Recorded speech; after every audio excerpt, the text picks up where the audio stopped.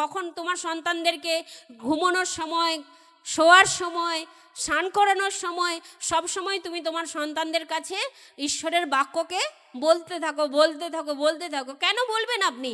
আজকে অনেক পালক প্রচারক বলে থাকেন আপনারা ফ্যামিলি প্রেয়ার করুন, একসঙ্গে বাড়িতে সবাই মিলে বসুন। কেন করবেন?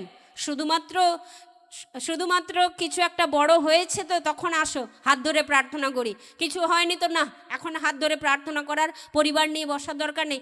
পরিবারের ওই ছোট্ট সন্তানটি কিভাবে শিখবে যে ঈশ্বরের উপর নির্ভরশীল হতে হয়, ঈশ্বরে ভরসা করতে হয়? যখন কোনো কিছু বিপদ ঘটে আগে প্রার্থনা করতে হয়, আগে প্রভুকে জানাতে হয়, তারপরে ফোন করে মামা বাড়ি, মাসি বাড়ি, পিসি বাড়িতে জানাতে হয়। তা না হলে আজকে আপনি যদি এরকম করেন, বাচ্চা কি শিখবে? সেটাই শিখবে যেটা আপনি করবেন, না বিপরীত কিছু শিখবে? নিশ্চয়ই না। বাক্য বলছে 3টি কারণের জন্য আমরা ভবিষ্যৎ প্রজন্মকে ঈশ্বরের বাক্য শিক্ষা আজ থেকে দেব, ছোট থেকে দেব। কি কারণ? যদি কেউ ঈশ্বরের কাছে আসে তবে আগে তাকে বিশ্বাস করতে হবে যে ঈশ্বর বলে কিছু আছেন।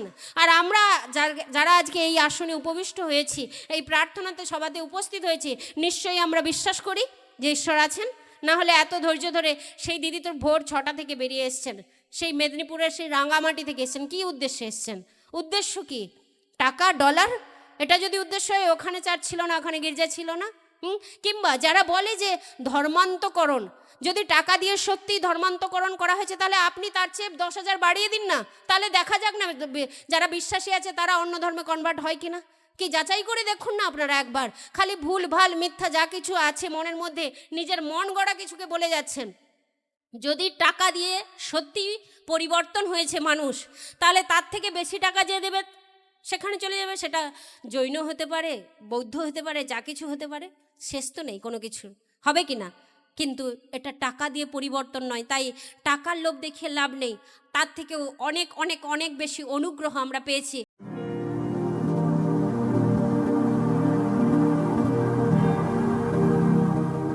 ঈশ্বরকে ধন্যবাদ জানাই। আমরা গতদিন আসেফের পরিচয় দেখেছি বাক্য থেকে, যে দাউদ তাকে নিযুক্ত করেছিলেন। এখানে লেখা আছে আসেফের মুশকিল। এই মুশকিল কথাটা আপনারা কোথাও কোথাও পাবেন, যেমন গীত 42, 44, 45 এবং এরকম আরও অনেক গীতে মুশকিল কথাটা পাবেন। আসলে মুশকিল মানে হলো শিক্ষামূলক গীত। কি গীত? শিক্ষামূলক গীত, যা আমাদেরকে কিছু শিক্ষা দিতে চায়, যা আমাদেরকে কিছু চেতনা দিতে চায়। হালেলুয়া। আসুন আমরা আজকে ঈশ্বরের বাক্য থেকে দেখি, যার কিছু কিছু অংশ মিল আমরা নতুন নিয়মেও দেখতে পাবো। এখানে বাক্য বলছে, আসেফ, হে আমার স্বজাতি, আমার উপদেশ শ্রবণ করো, আমার মুখের বাক্যে কর্ণপাত করো। হালেলুয়া। আমার মুখের বাক্যে কর্ণপাত করো, আমার উপদেশ সকল গ্রহণ করো। উপদেশ আমরা কখন করি বা কখন বলি? যখন আমাদের কথার কেউ অবাধ্য থাকে তখন তো বলি, বাবা তুমি এটা করো না। ধরুন রোদ বেরিয়েছে আর বাচ্চাদেররা রোদে দৌড়াদৌড়ি করছে, তখন আমরা বাচ্চাদেরকে কি বলছি? বাবু রোদ্রে দৌড়াদৌড়ি করো না, মাথা ঘুরে যাবে। তো ঠিক একই রকমভাবে ইসরায়েল জাতি যখন ঈশ্বর বিমুখ হয়ে গেছে, তখন ঈশ্বর নিজেই তার আত্মার দ্বারা কিছু ভাববাদীদের মধ্যে, কিছু মানুষজনের মধ্যে কি পাঠাচ্ছেন? বার্তা পাঠাচ্ছেন আর বলছেন যে তোমরা কি শোনো? উপদেশ শোনো। বলছে আমার মুখের বাক্যে কর্ণপাত করো। 2 পদে লেখা আছে, দেখুন, আমি দৃষ্টান্ত কথায় আপন মুখ খুলিব। হালেলুয়া।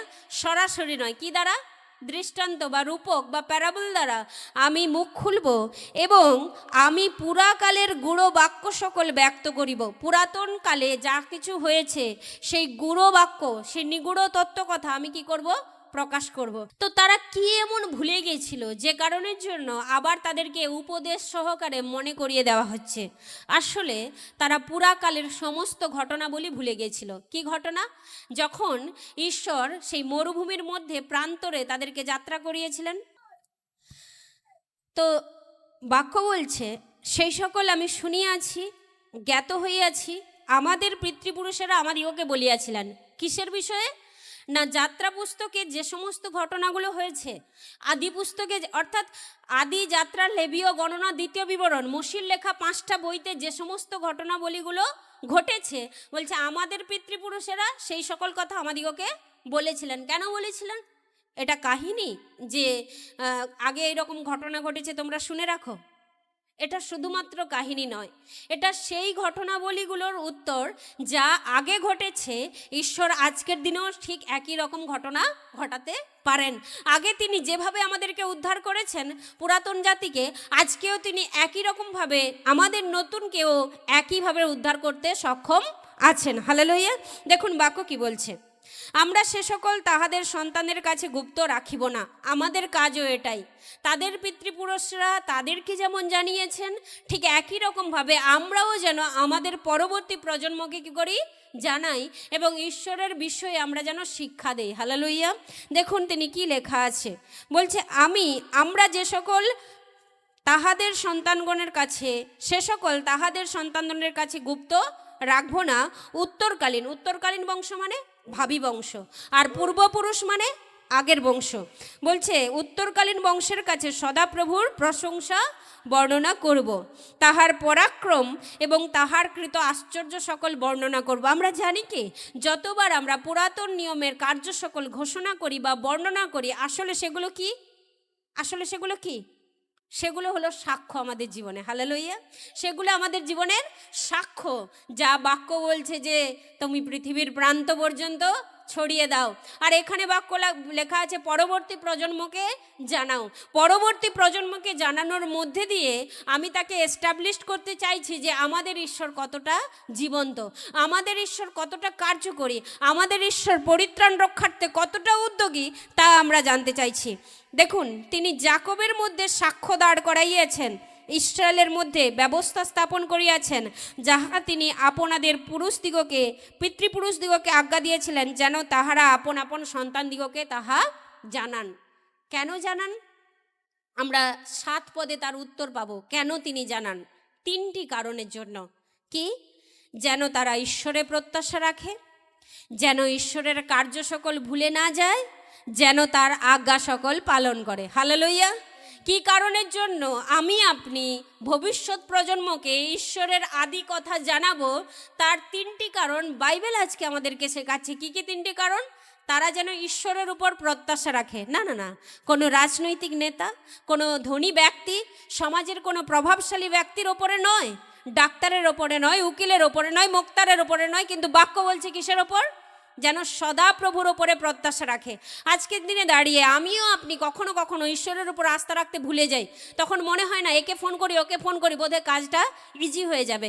কিন্তু একবার হাঁটু গেড়ে ঈশ্বরের চরণে বসে কি প্রার্থনা করি যে প্রভু তোমার উপরে আমি প্রত্যাশা রাখি, আমার যত নির্ভরতা সমস্ত কিছু তোমার উপরে, আর তুমি উত্তর দাও। আমেন। হালেলুয়া। দেখুন ঈশ্বরের বাক্য কি বলছে, কেন সন্তানগণকে জানাবো।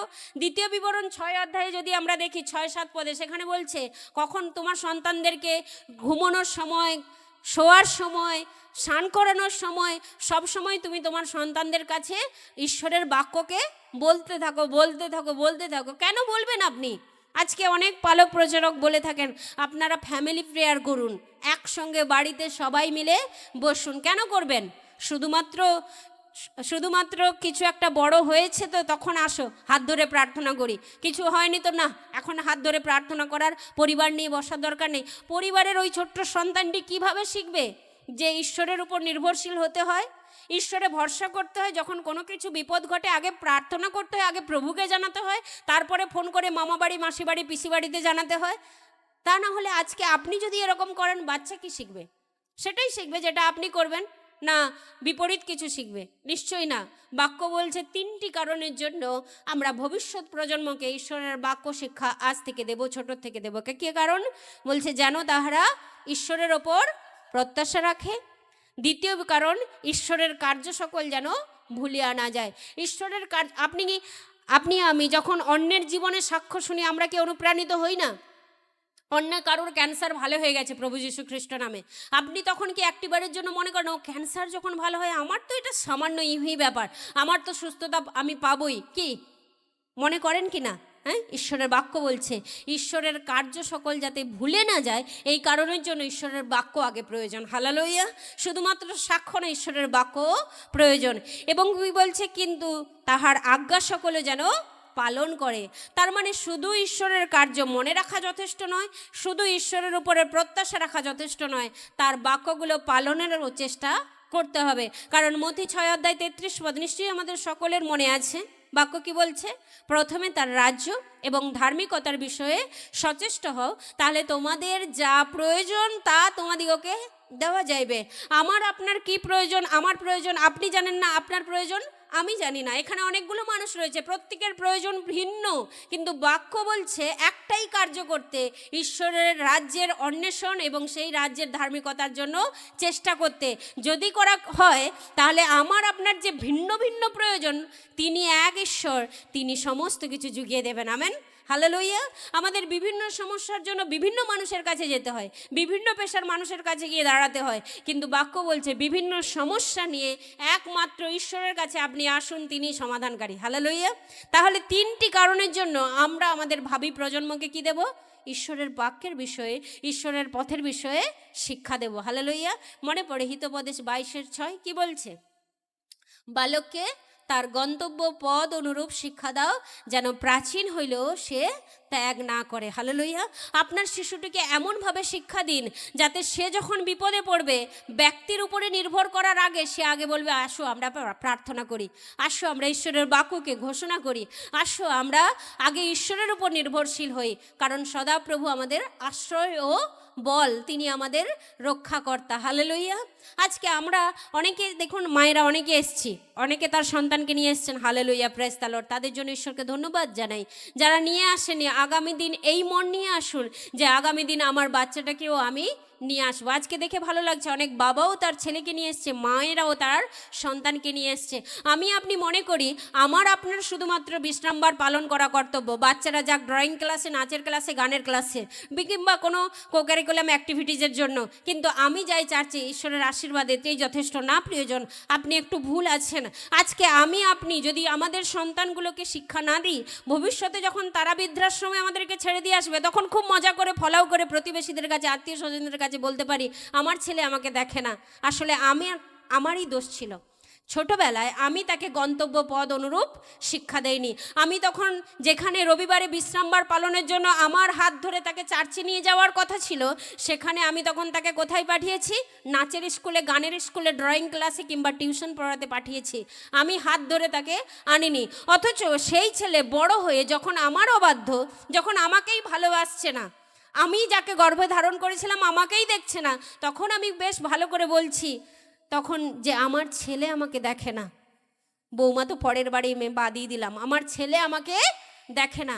তাহলে চিন্তা করে দেখুন, ভুলটা আমার আপনার নাকি ভবিষ্যৎ প্রজন্মের? হালেলুয়া। আমার আপনার নয় কি? বাক্য বলছে বালককে গন্তব্য পদ অনুরূপ শিক্ষা দাও। হ্যাঁ, আমি জানি সবার ছেলে বললে শুনবে না, অনেকের ছেলে মেয়ে কন্ট্রোলের বাইরে চলে গেছে। তার জন্য আপনি কি করবেন? ফিলিপিও 4:6-7 নিশ্চয়ই ভুলে যাননি। ঈশ্বরের বাক্য বলছে, কোনো বিষয়ে উতলা হইও না, সর্বপ্রকার বিষয়ে সর্বপ্রকার বিনতি ঈশ্বরের কাছে ধন্যবাদপূর্বক তুমি যাচনা করো, তিনি সমস্ত কিছুর উত্তর দেবেন। Amen, hallelujah. ঈশ্বরের ধন্যবাদ হোক। আসুন আমরা দেখি 8 পদে কি লেখা আছে। যেন আপন পিতৃপুরুষদের ন্যায় না হয়। হালেলুয়া।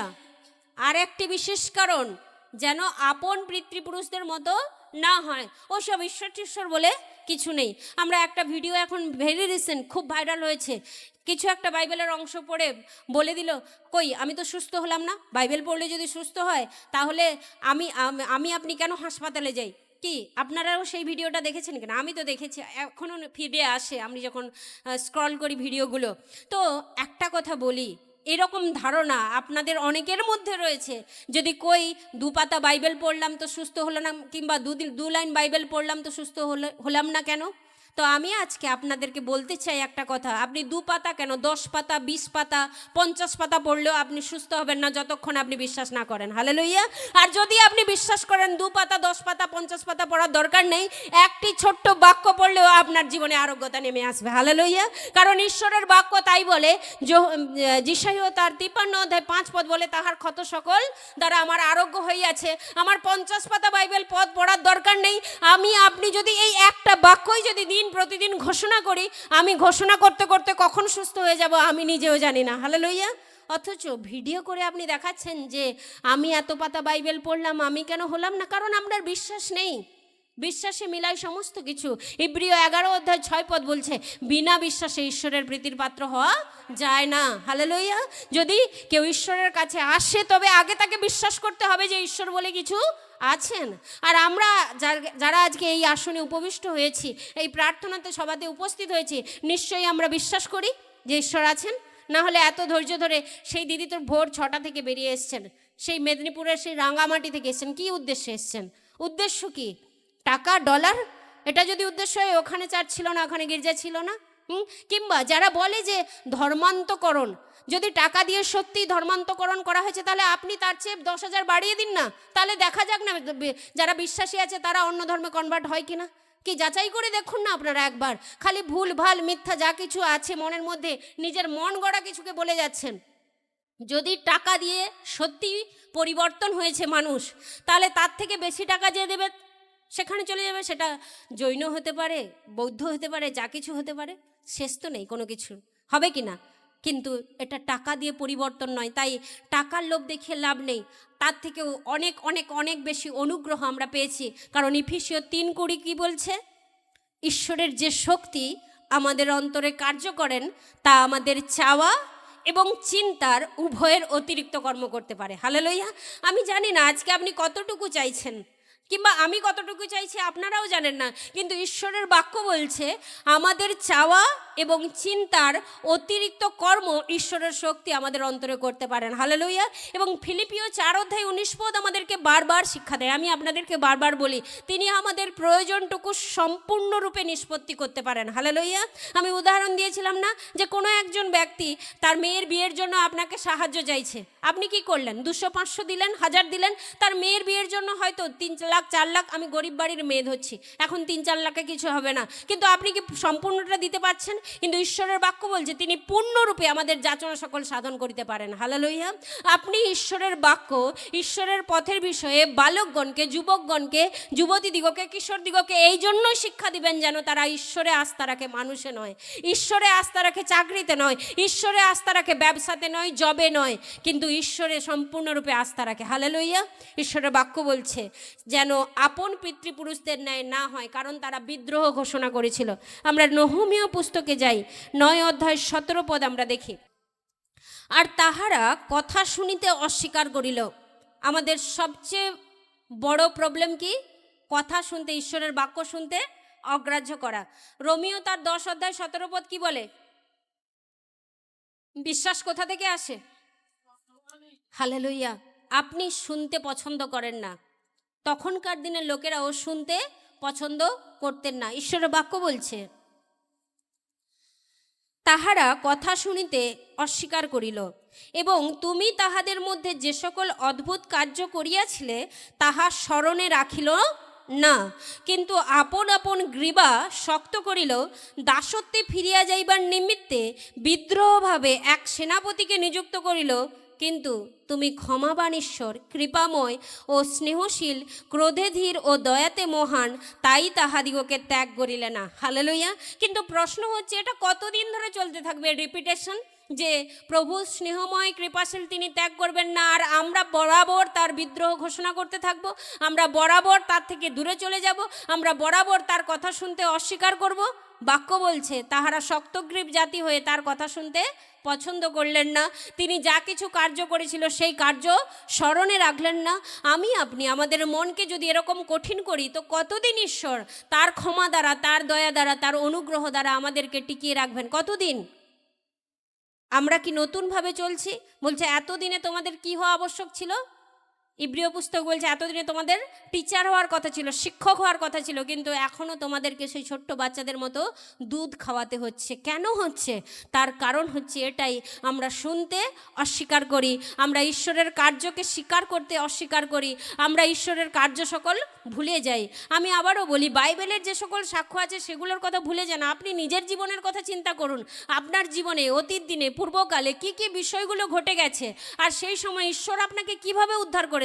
কি জেঠিমা গতদিন সাক্ষ্য দিয়েছিলেন যে তার স্বামীকে ঈশ্বর কত অলৌকিকভাবে সুস্থ করেছিলেন, এবং যে অর্থের প্রয়োজন ছিল, যদিও বা অর্থ লাগেনি, সরকারি নিয়মে সরকারি সুবিধা বিনামূল্যে হয়েছে, কিন্তু ভয় করে যখন অর্থের আয়োজন করা হয়েছিল তখন প্রিয়জনেরা না দিলেও ঈশ্বরের সন্তানেরা সাহায্যের হাত বাড়িয়ে দিয়েছিল, তাই না? কত সুন্দর সাক্ষ্য। আমরা কি এগুলো শুনে আপ্লুত হই না? মনে পড়ে না ঈশ্বর ওনার জীবনে যদি কার্য করতে পারেন, আমিও যদি বিশ্বস্ত থাকি ঈশ্বর আমার জীবনে কার্য করবেন। ওনার মতো করে হয়তো নয়, আমরা সবচেয়ে ভুল ভাবি এটাই যে ওনার মতো করে যেমন জীবনে কার্য হয়েছে আমার জীবনে হোক। না না, ঈশ্বরের কাছে হাজার একটা ওয়ে আছে, তিনি অন্য কোনো উপায়ে আমার জীবনে কার্য করতে সক্ষম আছেন। আমেন। যদি ঈশ্বরের ইচ্ছা হয় ওইভাবেও তিনি সাহায্য করতে পারেন, কিন্তু যদি ঈশ্বরের অন্য ইচ্ছা হয় তিনি অন্যভাবে আমাদেরকে সাহায্য করবেন। কিন্তু সর্বোপরি মাথায় রাখবো ঈশ্বর সাহায্য করবেনই করবেন। হালেলুয়া। আসুন আমরা গীতসংগীতাতে ফিরে আসি, তার ৭৮ অধ্যায়ে বলছে ১১ পদের দিকে তাকাই, তাহারা তাহার কার্য সকল ভুলিয়া গেল, সেই সকল আশ্চর্য কার্য যাহা তিনি তাহাদিগকে দেখাইয়াছিলেন। আমরা পাঠ করেছি কি সকল আশ্চর্য কার্য? সমুদ্রের মধ্যে রাস্তা তৈরি করেছেন। যখন তারা মরুভূমিতে যাচ্ছে, মরুভূমিতে দিনের বেলা প্রচণ্ড গরম, রাতের বেলা প্রচণ্ড ঠান্ডা। আমরা জানি কি মরুভূমিতে দিনের বেলা রৌদ্রের তাপ এতটাই যে প্রচণ্ড গরম, এবং রাতের বেলা ভীষণ ঠান্ডা, বালি ঠান্ডা হয়ে গেলে ভীষণ ঠান্ডা। দেখুন 14 পদে লেখা আছে, তিনি তাহাদিগকে পথ দেখাইতেন দিবসে মেঘ দ্বারা এবং সমস্ত রাত্রি অগ্নির আলোক দ্বারা। হালেলুয়া। দিনের বেলা কি দ্বারা? মেঘ দ্বারা। রাতের বেলা আগুনের আলোক দ্বারা। কেন? দিনের বেলা মেঘ দিয়ে ছায়া তৈরি করছে যাতে তার সন্তানেরা কষ্ট না পায়, ছায়ার মধ্যে যেন তারা সুন্দরভাবে গমনাগমন করতে পারে।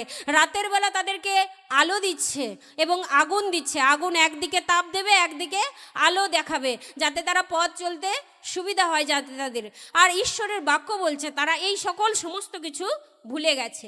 পাথরের মধ্যে দিয়ে তিনি জল বাহিয়েছেন। দেখুন লেখা আছে 15 পদে, তিনি প্রান্তর মধ্যে শৈল বিদীর্ণ করলেন আর তাহাদিগকে যেন জলধি হইতে প্রচুর জল পান করাইলেন। এমনভাবে জল পান করালেন যেন বৃষ্টি পড়ছে, এমনভাবে জল পান করালেন যেন নদ নদীর স্রোত থেকে জল বেরিয়েছে। 13 পদে লেখা আছে, তিনি সমুদ্রকে দ্বিধা করিলেন, মানে 2 ভাগে ভাগ করিলেন, এবং তাহাদিগকে পার করাইয়াছিলেন, জলকে প্রাচীর স্বরূপ দাঁড় করালেন। এই সমস্ত কিছু কি করেছে?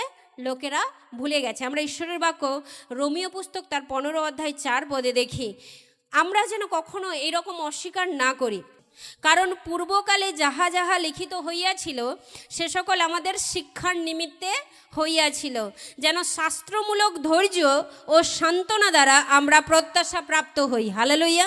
তার মানে অনেকে আমরা নতুন নিয়মের যুগে বাস করি, পুরাতন নিয়মে কেন পাঠ করব? কি অনেকের প্রশ্ন থাকে না?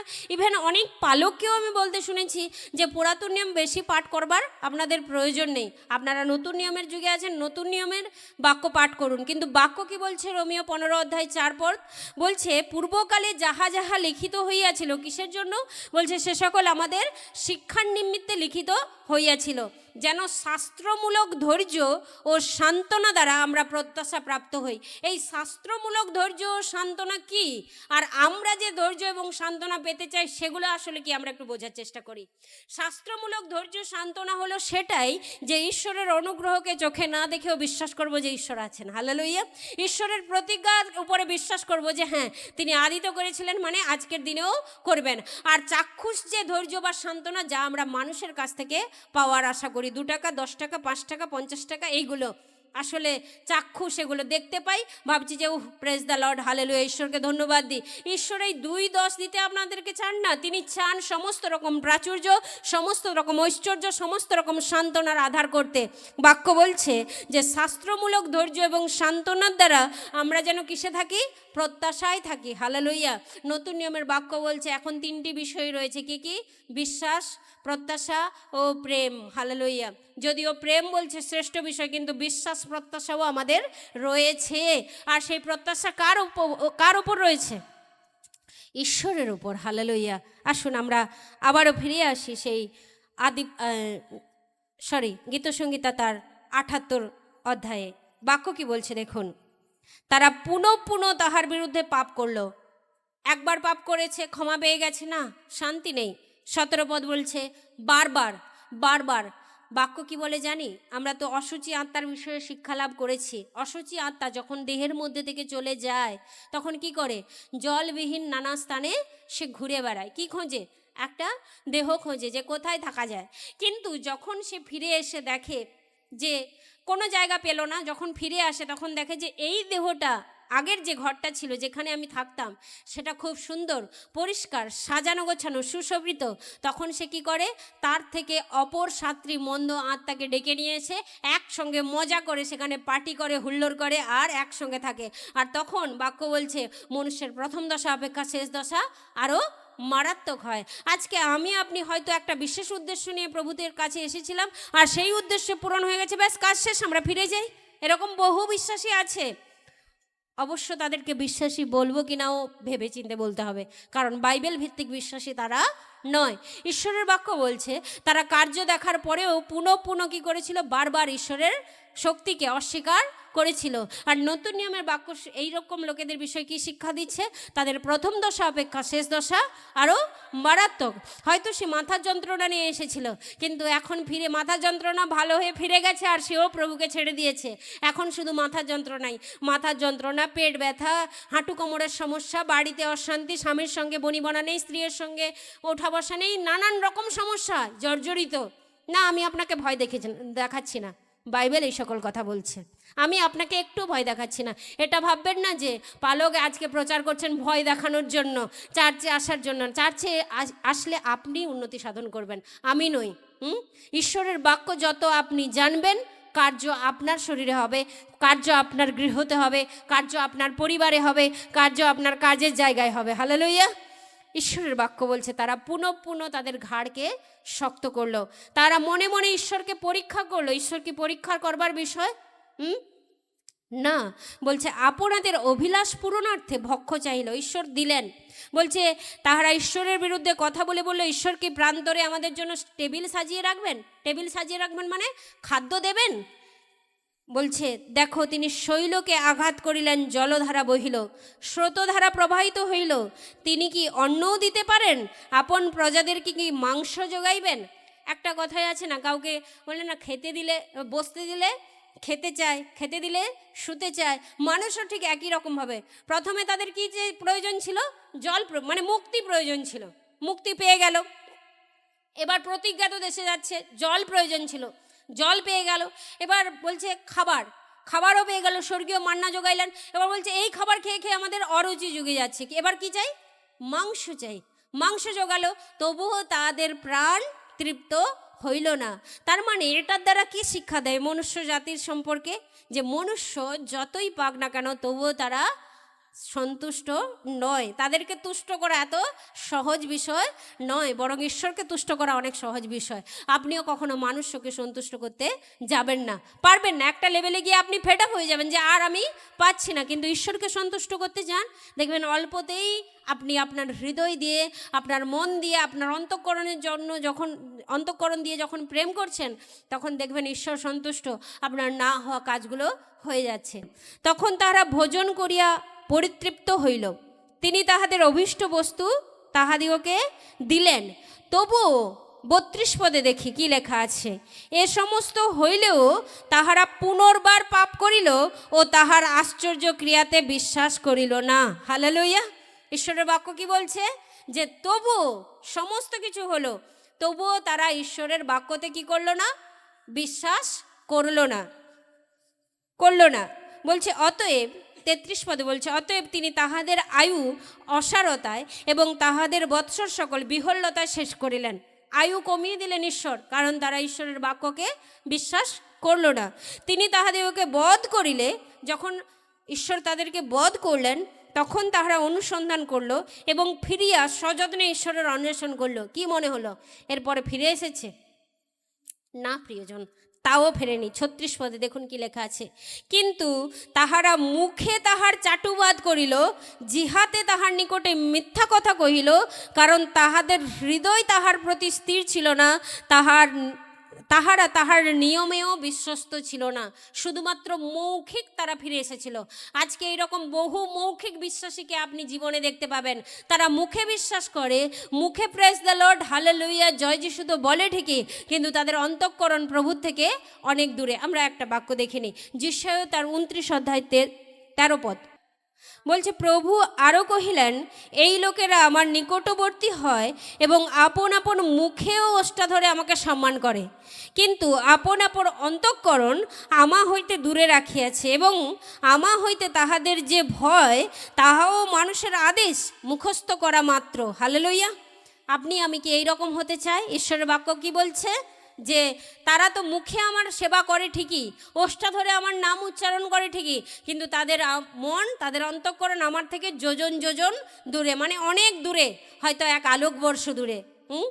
বাক্য বলছে, অতএব দেখো, আমি এই জাতির সহিত পুনর্বার আশ্চর্য ব্যবহার করিব, এমনকি আশ্চর্য চমৎকার ব্যবহার করিব, এবং তাহাদের জ্ঞানবানদের জ্ঞান বিনষ্ট এবং বিবেচক লোকেদের বিবেচনা অন্তর্নিত হইবে। আর বাক্য কি বলে, যখন জ্ঞান নষ্ট হয়ে যায় তখন আমরা কি করি? আমরা মারা পড়ি। হোশিয়া পুস্তক বলছে কি 4:6 মনুষ্য, আমার প্রজারা বিনষ্ট হচ্ছে কিসের অভাবে? জ্ঞানের অভাবে। আমার প্রজারা বিনষ্ট হচ্ছে কিসের অভাবে? জ্ঞানের অভাবে। যদি আমরা অনেকে ভাবছি যে আমরা অনেক ঈশ্বরকে ভক্তি করি, অনেক ডাকি, অনেক প্রার্থনা করি, কিন্তু তিনি আমাদের এই বাহ্যিক হালেলুয়া প্রেজ দ্য লর্ড অনেক প্রার্থনা, অনেক চোখের জল দেখেন না। তিনি কি দেখেন? অন্তঃকরণ দেখেন। এই জন্য তিনি বলছেন, লোকেরা তো আমাকে স্বীকার করে এবং তাদের যে ভয় সেগুলো কেমন করা? বলছে মুখস্থ করা মাত্র, কিন্তু অন্তরে তাদের কি নেই? ভয় নেই, অন্তরে তাদের স্তব নেই, অন্তরে তাদের স্তুতি নেই। আর অন্তরে যার স্তব নেই, অন্তরে যার স্তুতি নেই, কি মনে হয় সে প্রার্থনার উত্তর পাবে? যতই মুখে ডাকি পাওয়া যাবে কি? ঈশ্বরের বাক্য বলছে তারা পুনঃ পাপ করতে লাগলো। আজকে মুশকিল, আসেফের মুশকিল আমরা পড়ছি। মুশকিল কথার অর্থ হলো শিক্ষা। আমরা রোমীয় পুস্তক 15:4 থেকে কি দেখেছিলাম? যে তিনি আমাদেরকে শিক্ষা দিয়েছেন যাতে আমরা কি করি? প্রত্যাশায় আশা রাখি। আমরা যেন ঈশ্বরের বাক্যে সেই সান্ত্বনাতে আশা রাখি, প্রত্যাশা রাখি। আজকে আসুন আমি আপনি ঈশ্বরের প্রতি বিদ্রোহ যেন না করি, বরং তাতে পূর্ণ বিশ্বাস করে, তার প্রতি পূর্ণ আস্থা রেখে যেন আমরা ঈশ্বরের গৌরব করতে থাকি। Amen, hallelujah. ঈশ্বর আমাকে আপনাকে তার পবিত্র বাক্যে আশীর্বাদ করুক। জয় যিশু। প্রভুর বাক্য আমাদেরকে শিক্ষা দেয়, যখন আমরা প্রভুর কাছে আসব তখন কেউ যেন আমরা খালি হাতে না আসি। এবং পুরাতন নিয়মে মালাখী পুস্তক বলে যে আমরা নাকি ঠক এবং জোচ্চোর কিসের বিষয়ে? দান এবং দশমাংশের বিষয়ে। কিন্তু নতুন নিয়ম 2 করন্থীয় 9:7 প্রভুর বাক্য বলে, প্রত্যেকজন হৃদয়ে যেরকম সংকল্প করে সেই রকমভাবে দান করুক, মনের দুঃখের সঙ্গে কিংবা দিতে হবে বলে এইভাবে দান না করুক, কারণ ঈশ্বর হৃষ্টচিত্ত দাতাকে ভালোবাসেন। আপনি যদি ঈশ্বরের রাজ্যের জন্য অল্প বীজ বোনেন তাহলে আপনি অল্প ফসল কাটবেন, কিন্তু আপনি যদি ঈশ্বরের রাজ্যের জন্য অধিক বীজ বোনেন আপনি ঈশ্বরের রাজ্যের বিষয়ে অধিক ফসল কাটবেন। ঈশ্বরের ধন্যবাদ হোক, কারণ লুক পুস্তক আমাদেরকে এইরূপ শিক্ষা দেয়, যদি আমরা দান করি তো আমাদেরকে দেওয়া যায়। আপনার অন্তরাত্মা চায় প্রভুর রাজ্যের বিষয়ে বীজ বোনার জন্য, তাহলে আপনি স্ক্রিনে দেওয়া যে কিউআর কোড রয়েছে সেই কিউআর কোড স্ক্যান করার মাধ্যম দিয়ে, কিংবা অ্যাকাউন্ট ডিটেলস রয়েছে সেই অ্যাকাউন্ট পের মাধ্যম দিয়ে, কিংবা ইউপিআই অ্যাড্রেস রয়েছে এবং ইউপিআই মোবাইল নম্বর রয়েছে, যে কোনো অপশনের মাধ্যম দিয়ে আপনার সুবিধা মতো আপনি ঈশ্বরের রাজ্যের বিষয়ে বীজ বুনতে পারেন। ধন্যবাদ। ঈশ্বর আপনাদের প্রত্যেককে আশীর্বাদ করুক, যীশু খ্রিস্টের নামে।